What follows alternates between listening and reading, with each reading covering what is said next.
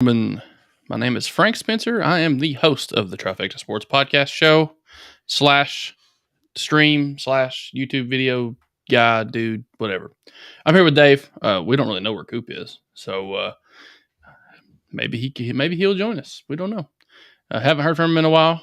Heard from him earlier today, but not since we talked about doing the show today. But hopefully everything's good there. But we'll wait on Coop to hop in there. Pretty exciting news.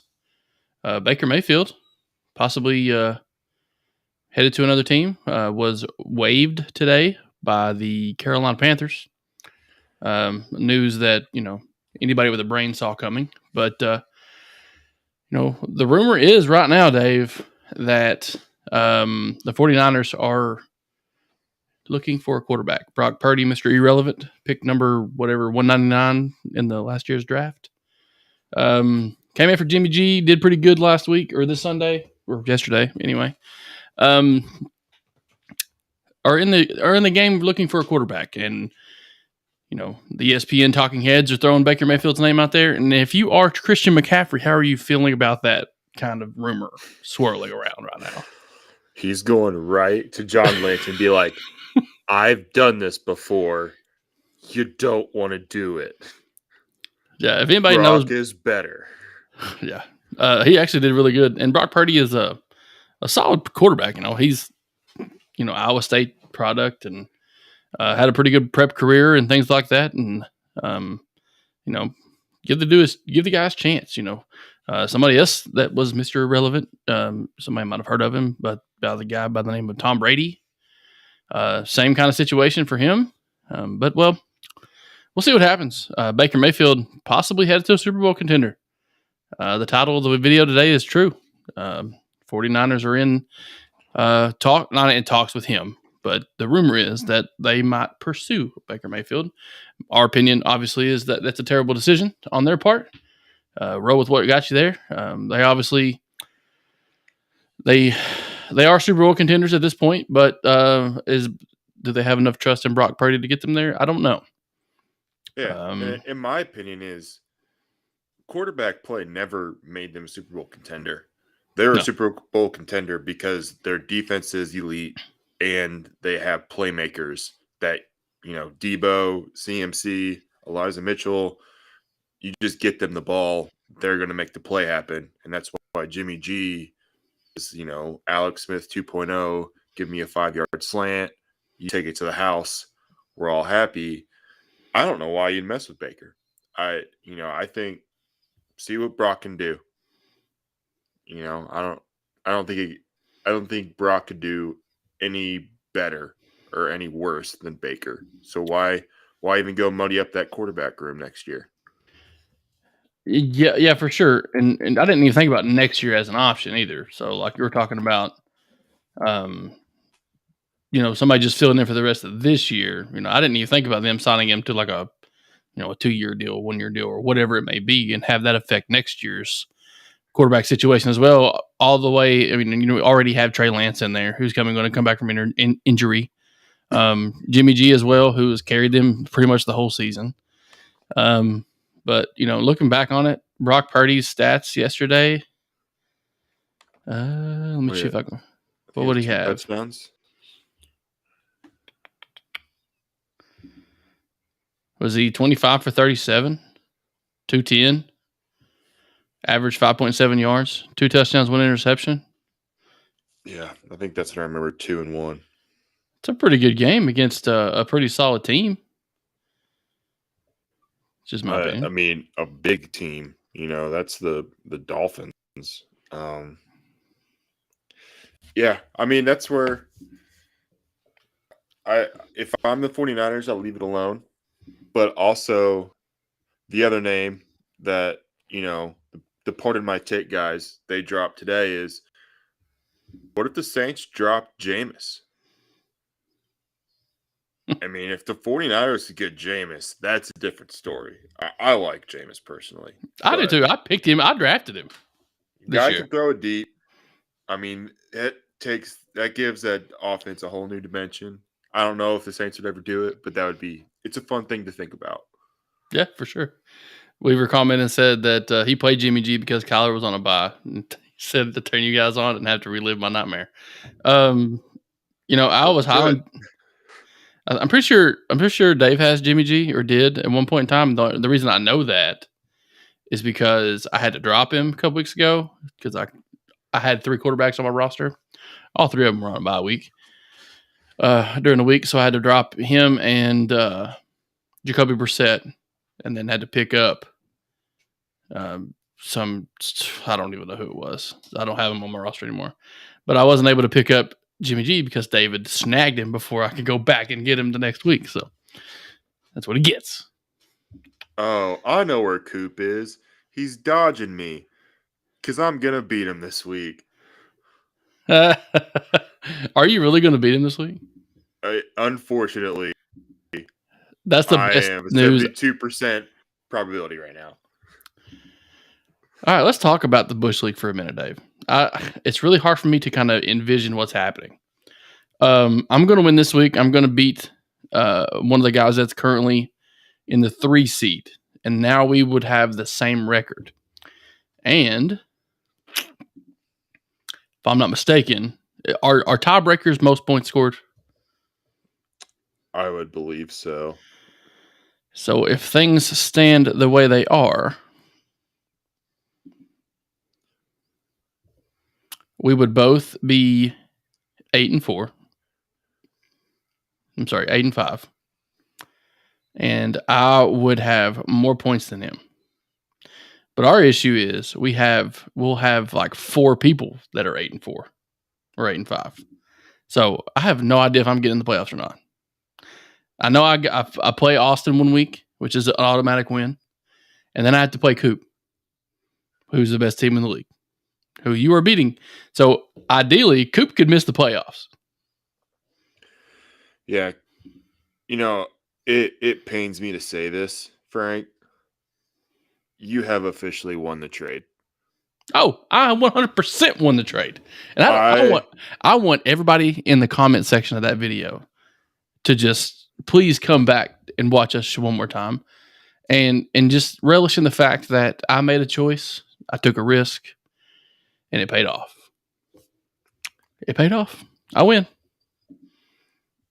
And Coop's not even here for me to rub it in his face. He's not.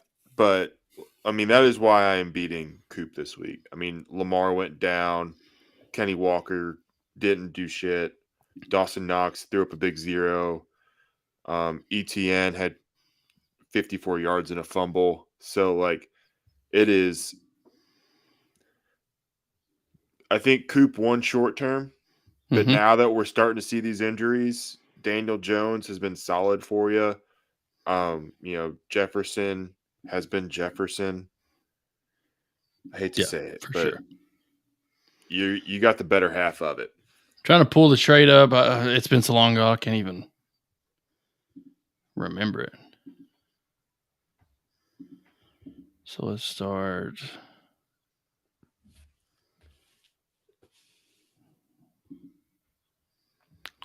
All right, the trade was I'll go ahead and say the people I gave away. Lamar Jackson, Chris Olave, Travis Etienne, and DJ Shark. In return, I received Daniel Jones, Khalil Herbert, Justin Jefferson, and Michael Carter. The reason I win the trade is because Olave has kind of settled down. Shark is in the waivers. Lamar Jackson has yet to outscore Justin Jefferson in any facet of the game since we've traded, and now he is hurt. Khalil Herbert gave me 2 good weeks before he got hurt. Daniel Jones has been consistently getting me points in the 20, mid-20 to 30 to even 40 ranges sometimes based on our scoring. Most of the time in our league, if you can get a quarterback in the 30s consistently, you're doing pretty good. Michael Carter, haven't started him since I've started him a couple times, but I haven't needed to. So basically, I traded away one of my starters in Lamar Jackson, got Justin Jefferson in return, and now my team is better for it. Now, if you look at my specific roster, I have the best wide receiver room in the league with CeeDee Lamb, A.J. Brown, Justin Jefferson, DK Metcalf. Also got Christian Watson on the bench. Can't figure out where I'm going to put him. Running back room consists of Joe Mixon, if he's healthy. I do have Samaj P. Ryan. Stepped in very nicely, might I add. And Jonathan Taylor, if he ever decides to get his head out of his ass. Last week had 37 points in our league. Not terrible. But this week I think he had 26. Last week 37. It's not great. If I had a couple good quarterbacks, or my tight end is Gerald Everett, solid, nothing great. Justin Tucker, always going to give me, double-digit points every week. I did pick up Sam Darnold, so we'll see what happens there. If my quarterback pick, I had to pick up a couple quarterbacks based on because there's nobody else on our waiver wire. So Sam Darnold was my next pick. Pretty solid couple weeks as the starter. I have Mac Jones and then of course Daniel Jones from the trade. Those are my 3 quarterbacks I'm rolling with the rest of the year. We have 2 weeks left in the regular season before our playoffs start. I'm on the outside looking in. After today, we'll get a better view of what that looks like, what the other people's schedules are like. But I think moving forward, I know I've got an automatic win coming up next week. But the week after that, of course, if I win that, I kind of control my own destiny to get in the playoffs. I think if I can get in the playoffs and Mixon gets healthy, I have as good a chance as anybody to win the league. Coming from behind. Well, yeah. I mean, it's all about getting to the dance. Got to get there. Get me on the dance floor. I'll show you what I can do. That was, which is not much. Yeah, that's what I spent my entire morning today because I was jacked up. I am about to go. Might go 6-0 on the week. Hey. I was thinking I was 5-1. I thought Coop was going to beat me. But now that Olave's not doing what Olave's been doing, I got a chance. But my whole Monday morning was just predicting my route to the playoffs. And it was electric because I might make the playoffs in 5 of my 6 leagues. I really need to pick me up because I suck in the Bush League. It is bad. Monet is outscoring me by like 200 points, I think. But I at least have 4 wins. Granted, I started out 3-0. We're just gonna forget about that. But it was. Texting Coop, hey, what's the payout of the Bush League? Because I got to write off my $20 buy-in, and hopefully I make that back somewhere else. Yeah, I think you will. Just for reference, right now my team currently I have 0 people left to play. There's probably 7 or 8 people across the league playing currently right now. I have over 400 points, 424 to be exact. That's almost 80 plus points more than any other team. That's a good week for me. Yeah. And for everybody out there, our scoring system's double PPR. We start 2 quarterbacks, 2 running backs, 3 wide receivers, a tight end, and 2 flexes, and a defense and a kicker. So we've got expanded rosters, 2 quarterbacks, double PPR. Bush League's all about the points. We love the points. So if you all haven't tried it and you're looking to switch things up, I highly recommend it because it takes a little bit to get used to. We switched the scoring up a little bit this year, and it's like, all right, if you score about 350, got a good chance. Good. Whereas before it was like 400, 450. So, but if your league is getting a little stale and you want to switch things up a little bit, just fine tune it a little bit. Just throw some more points out there. Yeah, the reason I like it is because you might go into a Monday night game with a significant lead of 30, 40 points. But you got David's in the situation right now with Olave. If Olave comes out, second half or something like that, fourth quarter, catches, 4 balls and a touchdown, and he's up by 20 right now, he's getting beat. So with that, it makes things a little bit more fun to watch. So if you haven't done it next year, think about doing, an extended league there and up in your points. Dave, you are frozen. Oh, yeah, they speed up, Dave. Let's try this. Are you still with us, Dave?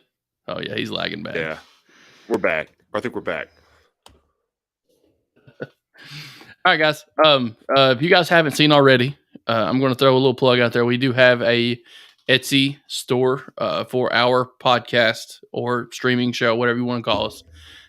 You can just search Trifecta Sports on Etsy, and you can find our page. There are some, logo things right there. I do have a hat and a T-shirt, and I bought the quarter zip as well. It is coming. It's just taking a while to get here because it's not Amazon.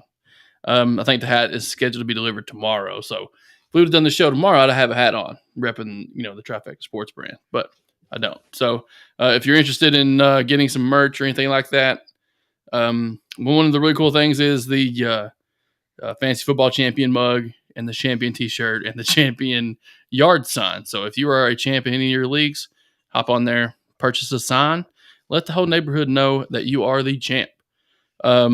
If you suck at fantasy football, the blue shirt up there in the right-hand corner, that shirt says I suck at fantasy football. I made that just for guys like you and me who sometimes have a little trouble in the game of fantasy football. I will be adding more things there throughout the times we're here. That's not anything that I'm using to make money. It's kind of help us pay the bills. The program we run our show off of costs about $20 a month. That comes out of my pocket. I don't make anything. YouTube is not further enough down the road to where it can get monetized as well. So it does help us pay the weekly bills. Just to play music on the show, I have to have a subscription to Epidemic Sound based on our closing and opening montage that we have. Or you get copyright stricken. It's not fun. So hop on there, Etsy store. Links in the description. But Dave, let's talk about a couple other things. College football playoff. How do you feel about it? Do you think Alabama had a chance to get in? Do you think USC still should have had a chance to get in? No. Or did they get it right? I have one picky thing about it, but we're gonna agree. They should have gave us Ohio State, Michigan's in the semi. I was thinking they screwed Georgia by putting Ohio State as a 4. Yeah, I would agree. TCU is by far the weakest of the 4. And Georgia now has to play a better Ohio State. And you're going to miss out on probably the highest tuned-in game semifinal probably ever. And now it's going to be Georgia, Ohio State, and Michigan. USC, they screwed the pooch. It was a win they're in. They had a chance. They just had to beat Utah. Utah, I mean, I guess they're good, but, you just got – if you're a good team, you got to beat good teams. That's as simple as it is. Alabama didn't have a prayer. If they would have got in, that would have just been – I think people would have boycotted just because how stupid it would be. Yep. But I think they got it right.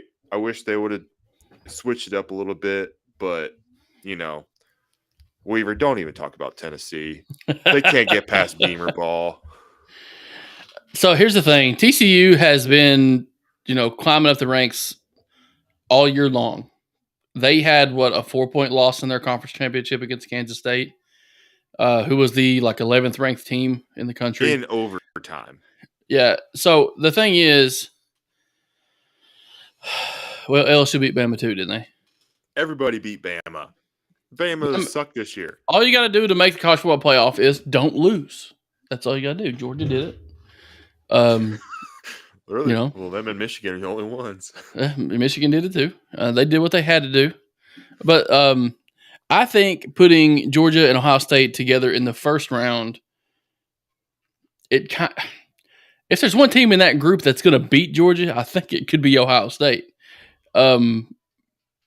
But that also does set up a potential Ohio State-Michigan national championship. That'd be electric. Which would be highly electric, and that's something that I would definitely watch, especially after the last beatdown that Michigan gave Ohio State in their regular season finale.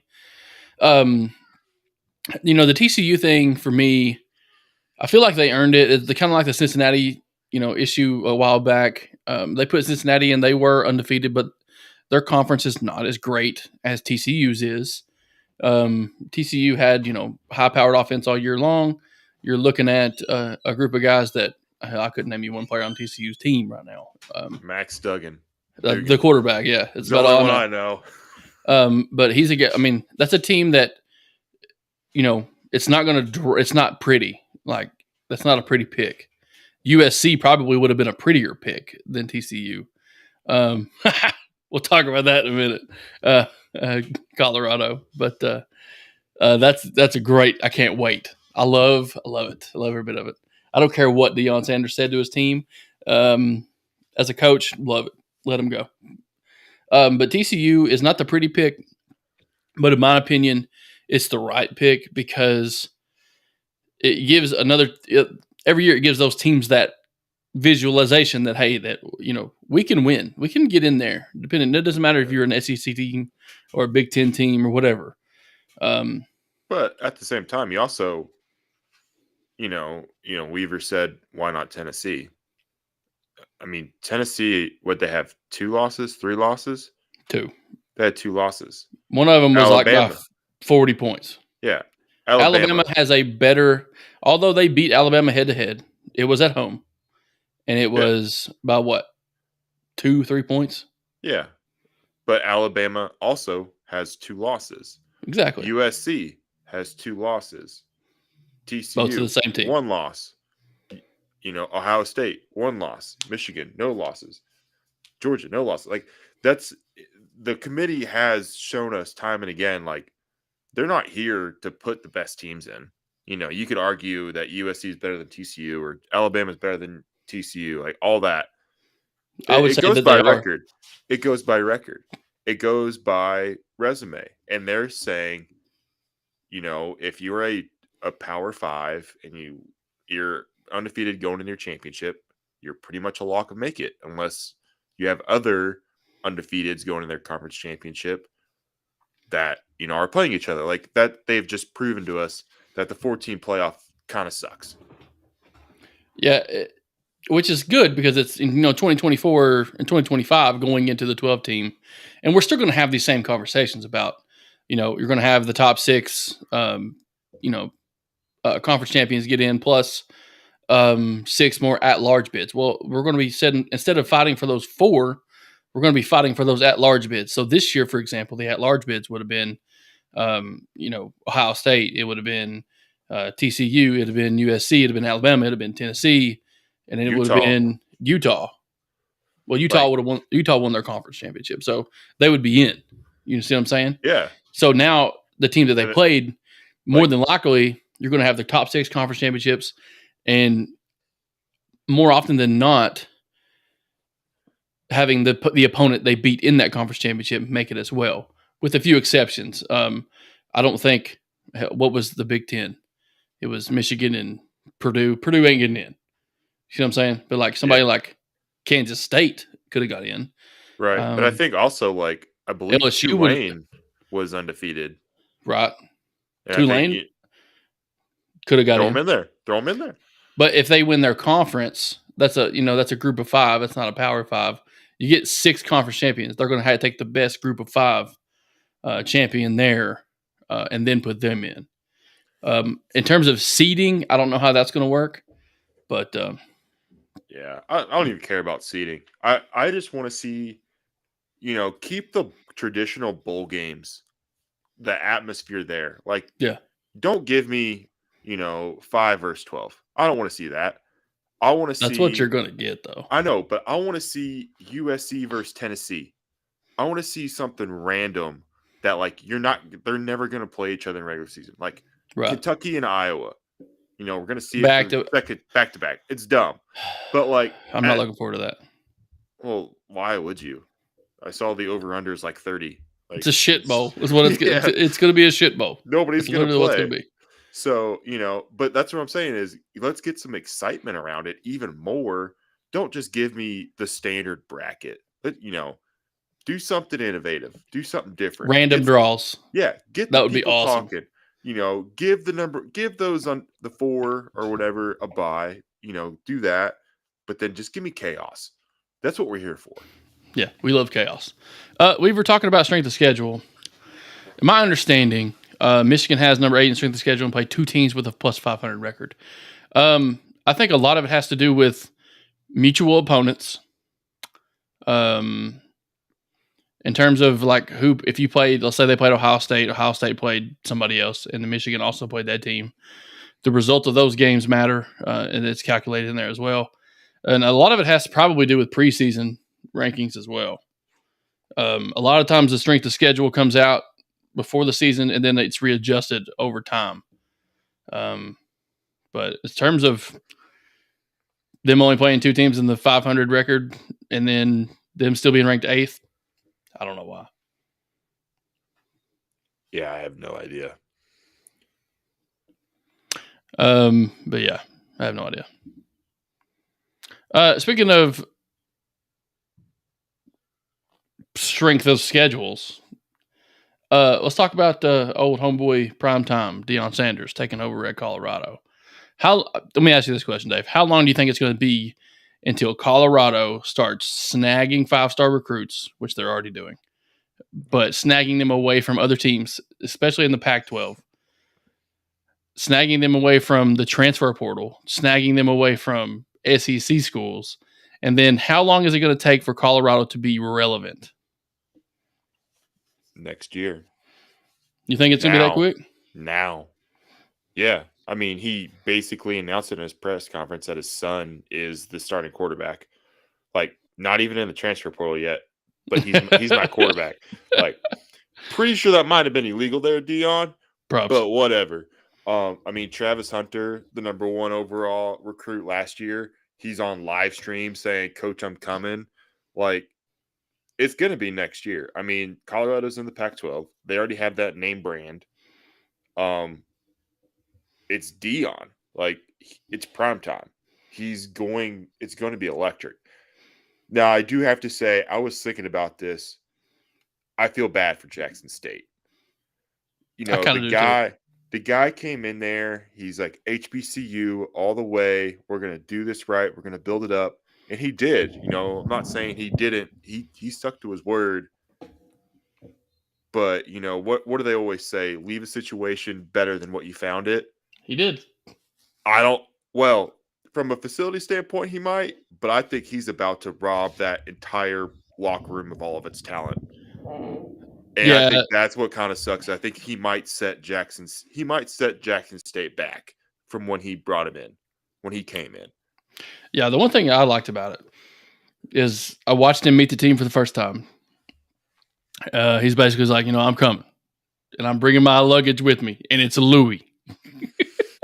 Talking about his Louis Vuitton bag. He's got a Louis bag coming with him, meaning that all of his best players are following him there, and he's basically telling these guys that are sitting there. I don't know if you saw this, but he's like, in meetings when I come back, because he said he's going to finish out his season at Jackson State and do the bowl game and win the championship and all that stuff.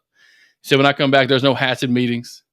There's no earrings in meetings. Everybody's dressed the same, all this stuff. And when he says there's no hats in meetings, you see a kid in the distance, like in probably the 12th row, then the seats, he's like, takes his hat off. It's so funny. But he basically told him, was like, hey, I'm bringing my guys with me. You're going to fight for every position we got. He pretty much told him, hey, you guys in the seat, these seats are 1-10 or 0-10 or whatever it was. Yeah, Colorado's a laughing stock. Yeah. You guys aren't going to be here much longer. You guys probably need to hit the portal now. Because I respect it. I mean, if you're the administration of a school like that, why would you not want to hear something like that? Well, did you hear that the AD acknowledged they can't pay Deion right now? Yes, he said we don't have the money right now, but I know we'll have it. I wonder what kind of deal he's got, because I thought Deion would go to. I mean, I didn't picture Colorado being a destination for Deion Sanders. Does that make sense? There's nothing flashy about it. Even at Jackson State, I knew the situation with him, his culture and things of that stuff that he can bring to a team like that and a community like that. That made sense. What's he going to do in the mountains of Colorado? Oh, I think he can do way more than in the friggin' barren oasis of Mississippi. But I think that's kind of his deal now, because I mean he was linked to Cincinnati. I think there was a couple other schools. See, I thought if Cincinnati could roll the boat out for him, I thought that that could be a great destination for him. With the recruiting you have in Ohio and Michigan, he would be taking players away from Ohio State and Michigan. But I fire. It's Deion. It's prime time. He wants people looking at. He wants the best. He want to turn this around. Nobody else can turn around, but where he could bring his team. Yeah, for sure. One thing that sticks out in my mind about Deion is I kind of feel like this is another stepping stone for him. I feel like he wants to be the guy that comes in and saves programs and then moves on to the next biggest thing until he gets what he wants. I don't know if, Power 5, top tier Power 5 is his destination or not that he wants to be at, but I don't think Colorado is where he's going to be for very long. I think he's going to do the exact same thing with them, turn them around to a 500-plus team, maybe luck into a 10-win season, kind of like what Mark Stoops. I don't see him, gutting it out that long, and then making that big of a difference for that long without moving up, if that makes sense. Yeah. Another news. Don't understand all the hate from analysts. He's doing it the right way, and they're still crushing for leaving. Because he doesn't give them anything to talk about. That's true.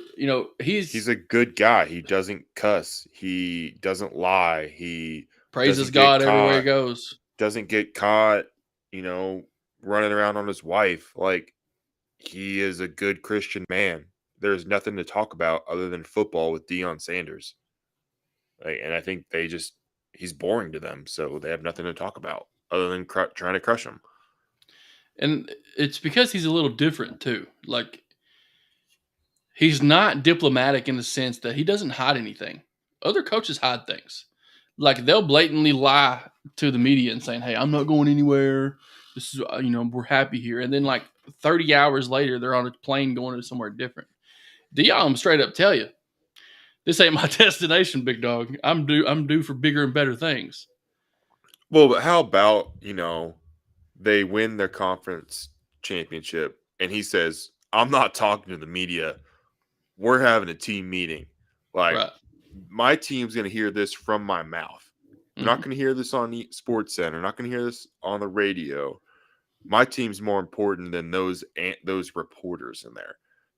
I think that's where, we don't hear from the kid. Those kids are on ESPN telling us how much that meant to them, that someone actually was able to look them in the eye and tell them bad news. Yeah. Versus, because they never hear it like that anymore. No. You just hear, Deion stiffed us to go talk to a bunch of 20-year-olds. And it's just like, man, get off your high horse. The guy's doing his job. You're just an aspect of it. You're if there's one thing that you can gather from anything that Deion Sanders done, he does it for his kids on that team. Like, everything he does is for the kids. Does he have a little bit of selfishness about him that he wants to be that guy? I think so. He's primetime. I mean, he's primetime, baby. You can't take primetime out of Deion Sanders. It's always it's Coach Prime. So with him, he's always going to have some sort of satisfaction in turning teams from nothing to something. Especially, in the HBCU world, more light has been shown on that world the last 2 years than it ever has. There's more televised games. There's more, just everything. Like, he just did so much for that culture and that avenue and that, demographic of football fan and football in general. But now he's moving on to something different in a Power 5 school, a new challenge for him, and they're hating him for it because he's not doing it the normal way that everybody else thinks he should. the sneak under the table, slide out in the middle of the night, send a text like Jim or what did what's his name from LSU? What's the coach's name? Jim Kelly? That's not his name. Yeah. Is it Jim Kelly? His last name's Kelly. Chip Kelly. No. No. No, that's UCLA. What is that dude's name? I'm so mad. I don't know. You got me flustered. I'm trying to look at something else. Brian Kelly. I knew it was a Kelly. Yeah. Too many Kellys. Brian Kelly basically skedaddled on out of Notre Dame without telling anybody. Sent a group message saying, "Hey guys, I'm no longer the coach here," and then was standing on the Brian. Yeah, Brian Jelly. That's about right. Brian Jelly. And then you see him on the floor at an LSU basketball game faking an accent. That's the shit that happens in Power 5 football. Deion actually did it the right way. He told his kids straight up that's what he was doing. Showed up at the new schools, told them what he's going to do, and if they don't like it, they can leave. He said, I'm leaving. I'm coming back to coach my game, win our championship. When I get back, this is how it's going to be. If you don't want to be here, don't be here. Because we got luggage coming, and it's Louis. That's the greatest line I've ever heard in my life. That's so and he probably didn't even plan that. He just said it. That's just Deion. That's prime time. Oh man, that's so good. And he rocks the black and gold of Colorado's color scheme is badass. I don't care what anybody says. Cool ass logo. Deion rocks. Freaking Buffalo, man. He's gonna do well. The Bisons. He's gonna do well. You ever eat Buffalo, Dave? You ever eat Bison Burger? Yeah, I've had bison. Yeah. Oh, it's so good. If it wasn't so damn expensive, I'd eat it at every meal. But you go to Costco, and they have it at Costco. It's like $40 for like a 2 1 pound containers of it. I'm good, but it is good though. What else is going on in the wild world of sports today? Hey, I think Coop's not our baseball guy, so we got a primetime opportunity. We had 2 major signings over this past week. You had Verlander struck today, went to the Mets. I'm not sure if this is true or not, but Kate Upton basically told somebody that they stiffed the Yankees. That's awesome. That sounds like something that she would say just to kind of get a rouse out of Mets fans. Yeah. Yeah, it's like, well, the other New York team offered more, but we wanted to go to a real fan base or go to a fan base that didn't want to boo. Don't know if that was real or not. I don't know. I wish it was. But I loved reading it. In my head, I'm thinking it's real because, it's Kate Upton. Yeah. So. Yeah. And then DeGrom to the Rangers, which that didn't make a lot of sense. Is interesting. But, the only thing is, I think they have to be jumping all in. They went and got Corey Seager last year, paid him all of that money. And so now they went and got their ace. So that's the only thing I could think of is this is their push to win. They know the Astros are down. This is their chance, I think, is what that says to me. Yeah, Trey Turner also 4 hours ago. Yeah, that was another big one. Reached a deal with the Phillies. 11 years, $300 million. Go Trey Turner. I'm not sure. He's 29. He's 29? Yeah. Well, him and Harper are now reunited, and every beer at that ballpark is going to be $40, and you all wanted it. I'm telling you, I don't want any Phillies fans complaining about the prices of tickets or food or nothing because y'all wanted it. And yeah, we're going to have a lot of baseball content coming up because winter meetings are going on right now, and that's where a lot of things start happening. I believe, if I'm not mistaken, this time last year we were talking a lot about baseball, about the collective bargaining agreement and the lockout. Some of our best performing podcast videos were surrounding the baseball lockout and kind of what the CBA was trying to get pushed across with the Players Association and the luxury tax ordeal. We were kind of doing our best to explain all of that information to viewers on YouTube.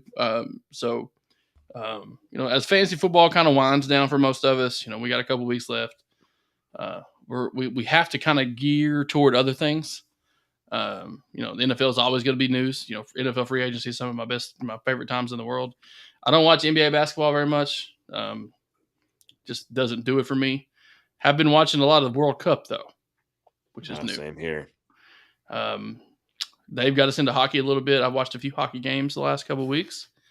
But like I don't know it enough. I don't know players enough to talk about them. Yeah. But the World Cup, I sat and watched. I mean, let's put it this way: I've watched like 3 full soccer games in the last week. That's never happened a day in my life.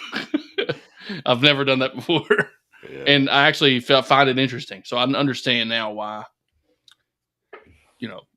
soccer is such a big deal because it is exciting at times. And if you kind of know what you're looking for, it helps that my daughter's played soccer and I kind of know like kind of the rules. It's a little bit modified at that age group, but Lexington's getting a pro soccer team, so now I have a team to root for. Oh, really? Yeah. Oh. It's not like a MLS team, but it's like a couple tiers below. I say St. Louis is getting an MLS team next year, so we're gonna have to go check that out. But I think there's a reason why soccer is big worldwide, but I think it doesn't have the roots that NFL or MLB or NBA have. And I think it's because, nobody stays here. Pulisic, all those guys, they play in the Premier League or, the good leagues in Europe. And the Champions League, Premier League, and I think, La Liga. If you ever just randomly flip on an MLS game, it's not as crisp or as exciting as what we've been seeing the past couple weeks in the World Cup. So I think it's, I watched Japan, or we had Japan and Croatia on this morning, and it was electric. Those guys were so out of breath running down the field, and then it went to PKs. But we don't see that quality of soccer match here, and I can only take the flopping so much before I just turn it off. It's not my thing when I do that.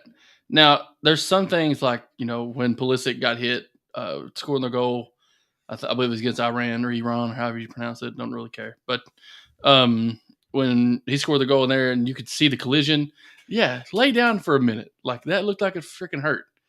But, like, sometimes like they'll get like a slide tackle and they'll get like a cleat to the calf, and they're like acting like it's the worst thing in the world. I can't do that. I'm a rugby guy. Can't be doing that. My favorite one today. A guy took one. The guy just kicked it, as hard as he could, and it hit the Japan guy like in the back of the shoulder. And he's like, he flopped to the ground, was like holding his ear. It's like they slowed the replay. It's like, buddy, you're just trying to kill some time. They're killing time and they're trying to draw penalties. It's basically what they do in the NBA. Yeah. Weaver has an actual fantasy football question. Oh, let's go. Dynasty League, Davis is right up your alley. He's a top 14 currently.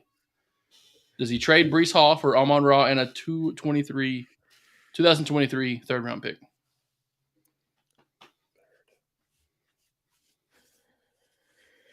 What's your situation here? Like, what's your running back room? What's your wide receiver room? I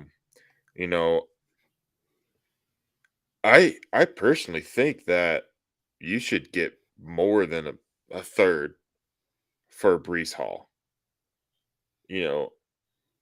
Amon-Ra is only a second-year guy. His 2 years are remarkably similar, where you hit the double-digit weeks and he starts going off. I don't think he was drafted in any leagues his rookie year. And this year he was, I think, like anywhere between a 5th to an 8th rounder. And he's a top 10 wide receiver. I mean, granted, he's been hurt, but he's only a second-year guy. So he's got Mixon, Swift, Higgins, Lockett, Jefferson, and Rondale.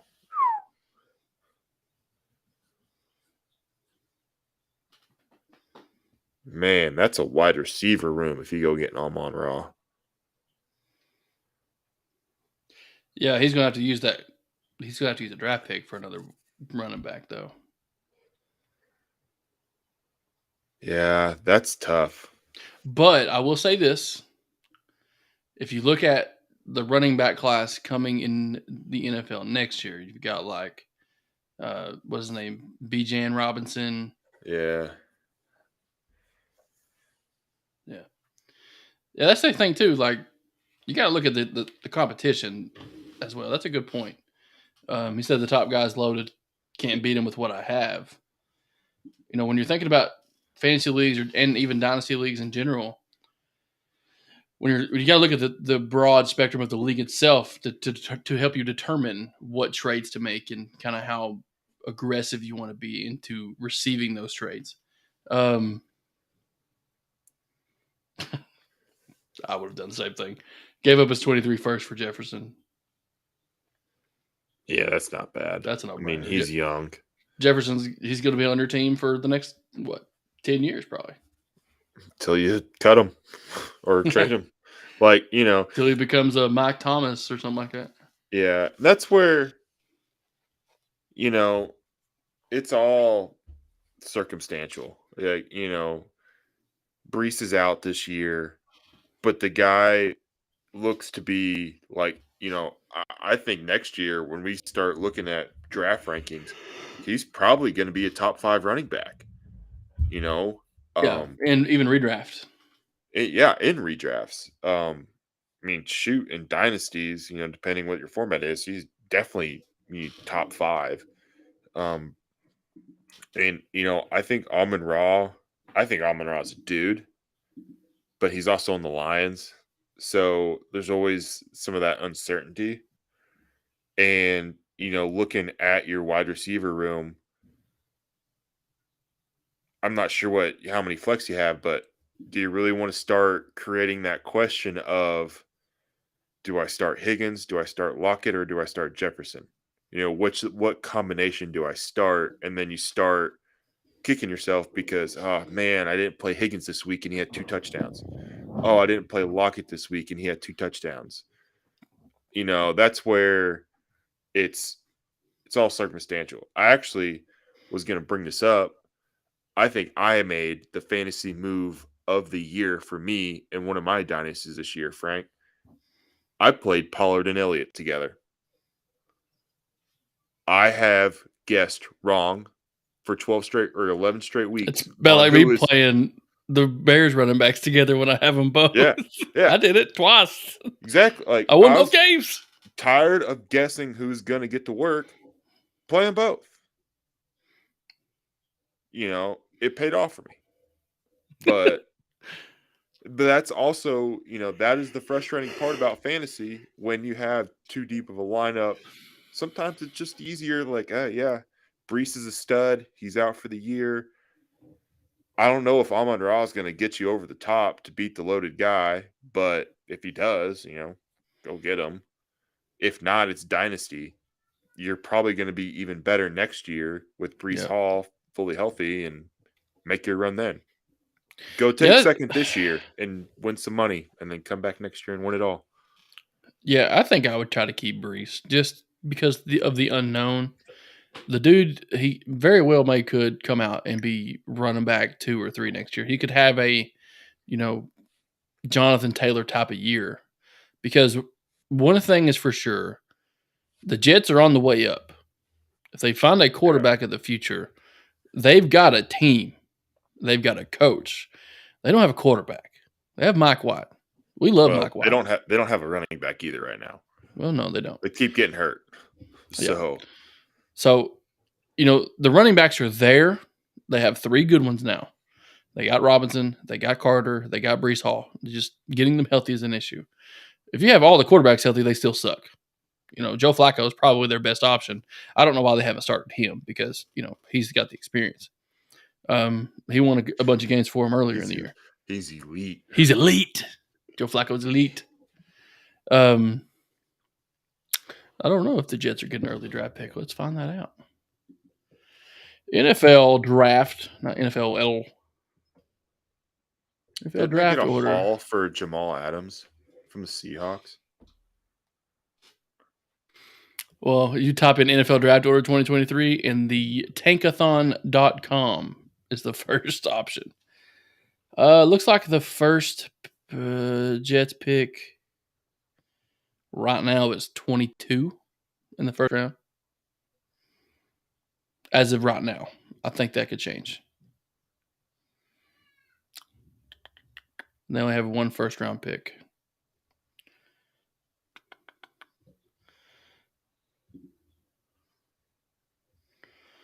Let's type in Jets draft. Yeah, that's what I'm seeing. They only got the 22nd pick.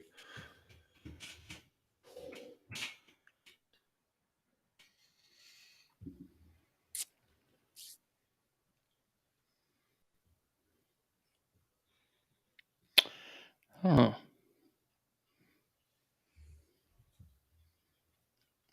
Is there not a website that can just tell you what draft picks the team has? I mean, this is stupid. I mean, I'm on SB Nation. I used to write for them back in the day.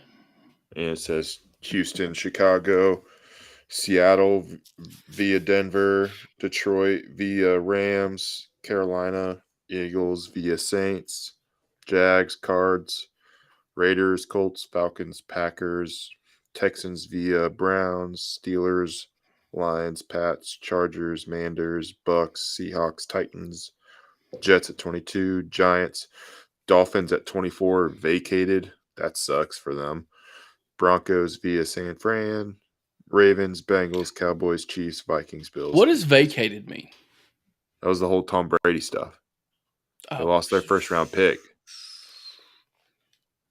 Dang, it sucks. Yeah, you didn't get Brady and you lost a first round pick.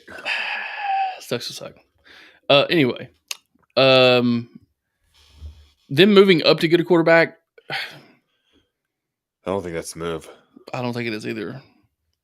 I think you know what they should do. I think you get a free agent. I think you go get a Jimmy G. I think you go get Sam Darnold back. Really? They should have never traded him. What if they go get Baker Mayfield tomorrow? That would be. I think I'd go puke. What if we just spoke that into existence? Baker Mayfield headed to a Super Bowl contender. Cross that New out. New York Jets. Baker Mayfield headed to the Jets. How awesome would that be? Oh my God! This is also the other thing. Going back to the Baker thing, it's weird to trade for a quarterback or pick up a quarterback more than halfway through the season. Yeah. Like, he doesn't know the playbook. Quarterback kind of needs to know the playbook. That's a pretty big deal, yeah. Yeah. I don't know. I think it's crazy. Cam Newton. That's the move. Colin Kaepernick, bring him on. Go get Jacoby Brissett right now. Well, they can't. They're all in they have to be waived. Right. Situation. So I mean, end of the year though. Like, go get one of them. Well, go get Jameis. Let's talk about those. Jacoby Brissett, solid. Jameis Winston. Jimmy G. Obviously, they're going to move on for Jimmy G if they can. I don't know if Russell Wilson's going to have his job much longer. Who else is out there waiting? I don't know. There's a lot of good quarterbacks that are not starters. The Colts are going to move on from Matt Ryan. Matt Ryan will probably be looking for a new place. Yeah, I actually think Sam Eilinger isn't bad. I think if he got a chance, he could probably be a starter. Is Nick Foles still floating around the NFL? I don't think so. Because I thought he was Carson with the Wentz, Taylor Heineke. Yeah, I mean Carson Wentz. That's a very interesting situation where Taylor Heineke's the guy. Yeah, he's winning for him. He hasn't. I don't know if he's lost in like 7 weeks. They win this week. Tied. So he didn't lose. He didn't lose. Riverboat Ron might have lost his title as Riverboat Ron. Very, very unhappy with him right now. But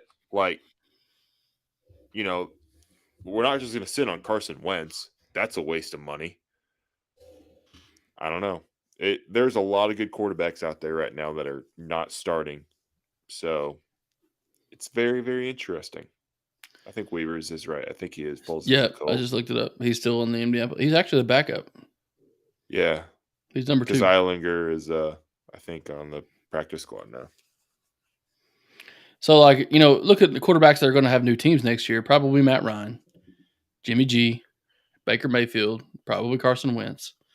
I think Matt Ryan's done. You think he'll retire? I think he retires. Maybe Andy Dalton, Mitch Trubisky. No, I think Mitch has the backup label slapped on him. I think, man, that sucks. That's gotta suck for a quarterback, though. the guy that got drafted before Mahomes and Deshaun Watson, like, oh, That's what people are saying about Will Levis, and I don't disagree with them.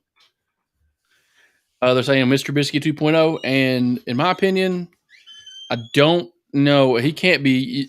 If Will Levis is going to succeed in the NFL, he cannot get drafted by a team that has to use him right away. He needs to be a backup immediately, which means that no team is going to. He's set up to fail right now. yeah, I have a feeling because the team that drafts him is going to have to draft him early, or they're not going to get him. And they have to go, and he has to go to a team that already has an established starter quarterback on a good offense, on a decent. It doesn't have to be a great team. It can be just a mid 500 team. In order for him to get his feet wet before he actually have to step in and make some calls. yeah. But if you put him on a team right now where he has to go and be successful right away with no preparation to get there, he's going to fizzle out really quick. He's going to be a Baker Mayfield, but less talented. Yeah. Yeah, to the Texan career. That's for damn sure. Or the Panthers. They're hovering around. I mean, I find it hard to believe that he's going to be a top 10 pick. I really do in my heart. I don't know. I like him. I'm glad I'm glad he came here. I feel like he was hurt all year. That's why we didn't have as much of him as we needed. Well, he was hurt. His OC line sucked. OC sucked. Like, I think, his thing is he needs to go be a Patrick Mahomes. I don't know if you saw that Kelsey Brothers interview he had, but he's got to go kill some interviews. He's got to get a good team to fall in love with him. He's got to get a good team to fall in love with him enough to trade up for him, or fall far enough back to them. Like, if he could end up on the Rams, him and Liam Cohen reunited. No, Liam Cohen's going to be in Lexington. No, he's not. Liam Cohen's coming back, baby. No, he's Come on home, Liam. Yeah, right. He got married, and his wife's like, I am not going back to his Lexington. Twitter profile picture staying in LA is still him in Kentucky gear. That's fine. He probably doesn't check it. He probably right. He don't. But I agree though. He needs to go somewhere established. But I don't think it'll happen. That's what's weird is he had a pretty bad year. He wasn't all the hype. He had flashes of it, but Kentucky wasn't what we were supposed to be. No. So, everybody fell in love with Will Levis. I don't remember if you remember that viral video of him throwing where his, super quick release and it just threw a bomb 40 yards. So it's just going to be really interesting to see what happens in this whole process and where his stock goes throughout meetings and stuff like that. You talk about Kenny Payne, Josh? Weaver,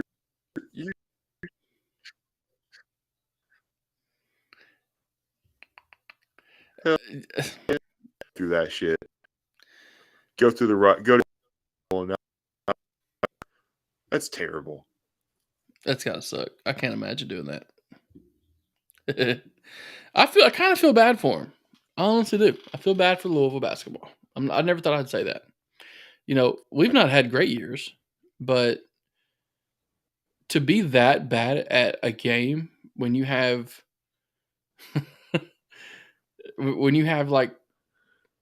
an actual college basketball team that's Division I in a market like Louisville, which is not a bad market. They've won national championships except for 2013. Because of strippers. But there's situations where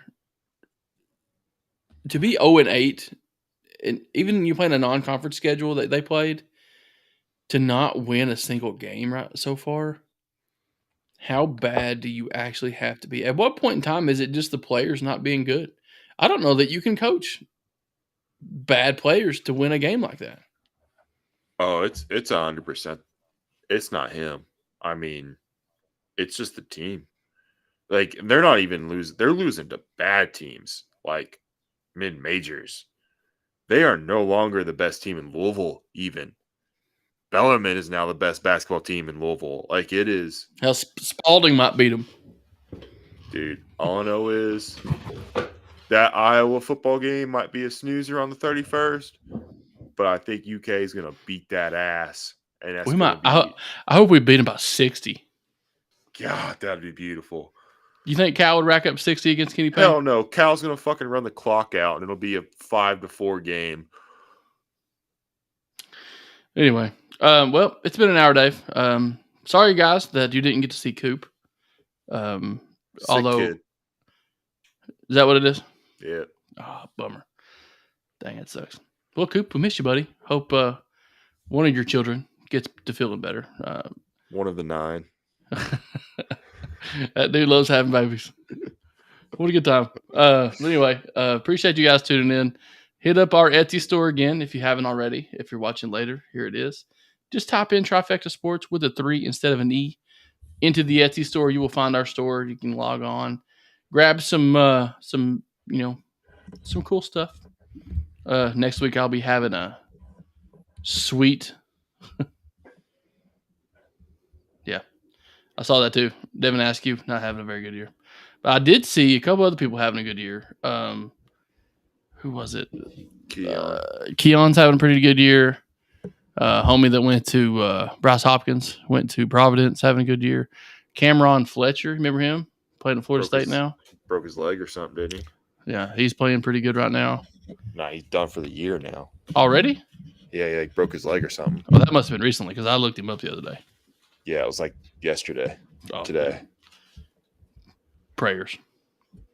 Anyway. Well, I'm laughing. It cracks me up. It wasn't funny. It was just it just cracks me up. People on Facebook, everything. Prayers. Prayers for my dog. Prayers for my car. Prayers for my transmission. Prayers for this McDonald's I'm about to implode on. It's always about, a lot of times it's about serious stuff, but there's sometimes people on there get carried away with it. And it's just prayers. Anyway, buy some stuff from Etsy. But we're going to head on out of here. Peace. Love y'all.